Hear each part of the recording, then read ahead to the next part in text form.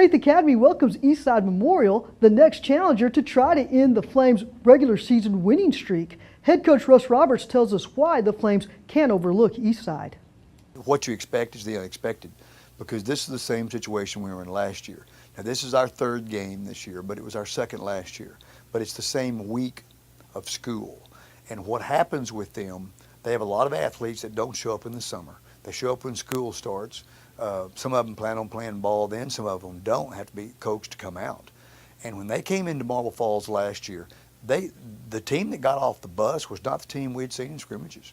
They had several more boys, they had a lot more size, they had a lot more talent. And I think that'll be the case Friday night.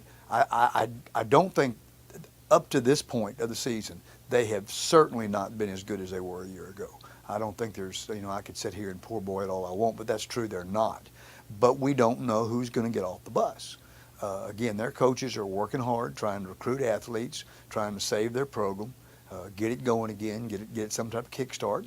And so that's my concern. Now, having said that, they've got about 4 athletes that are probably as good as any athlete we'll see all year. They don't have a whole lot going with them. But again, that could change before Friday night. So we've got to be ready to play. Okay, well, tell me about those 4 athletes that who have caught your eye. I'm guessing you're talking about the quarterback and the running back, because they seem to be more of a run-oriented offense. I think you're right. I think they have been. I think that's the problem. They're not intended to be. Just like so many of the teams today, they want to spread the ball around and throw it because they do feel like that they've got a few little scat receivers that are not great receivers, but they have the ability to make plays in the open field. I think they'd like to do that. They have not been very efficient at that, and so when you look at the stats after the game, it doesn't show up because they're not being successful. I think the effort's there, and I'm basing this on their scrimmages, because in the scrimmages you work on what you perceive your offense is going to be, and in the scrimmages they did more of that. I think now they have honed in a little bit on the run. Number 22, the running back, I've been told by the coaches that have played him in the last 2 weeks, is an excellent running back. He's not had a good game. Not sure I know why. They didn't know why. It could be a number of things, but he's not played well, but he could have a breakout game. Their quarterback, although they've run the ball, their quarterback has been kind of a little help at running back. Coach last week told me, he said he's capable of being an excellent running back. He said, don't let him fool you. He said he can be a great running back. He said, I think a lot of that depends on if you give him holes. If you contain him and show him that you're going to nail him every play, he probably won't be all that effective, nor will he be that enthusiastic about carrying the football.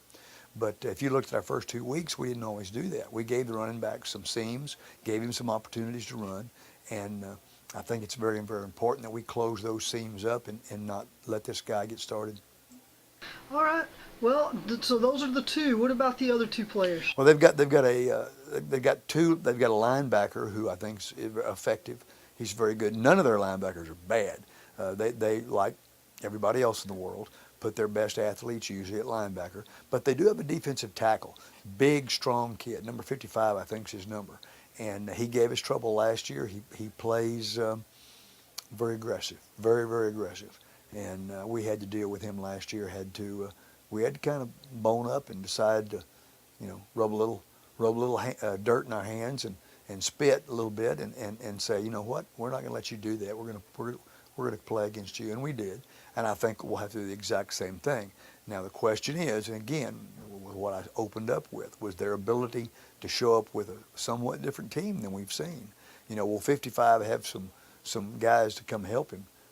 Because it's going to be kind of like being meeting out behind the 7-Eleven store, at midnight. That's kind of the way it was last year, and that's kind of what we expect this year. It's going to be a dogfight. Russ Roberts.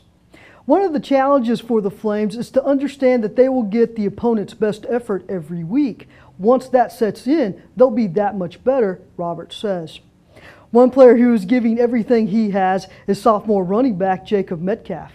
Metcalf tells us the secret to his success. If I can get 200 yards in a game, I want to do better than that in the next game. I want to keep pushing myself to get more yards, more interceptions, more tackles, push myself to do the best I can every game. Tell me about your goals going into this game. Like you said, Yes. now you want to try to run for 250 yards. Yes, ma'am. You had the interception. Yes, ma'am. And I think you also are one of the tackle leaders, right? Yes, ma'am. Okay, so is that just a complete game for you? Did you expect to have a complete game in both phases in that sense? Not really, but if the team needs me to do that every game, to put that out every game, and I expect to do that from this point on, that knowing that I can do that, I'm going to keep trying to do better at that every game.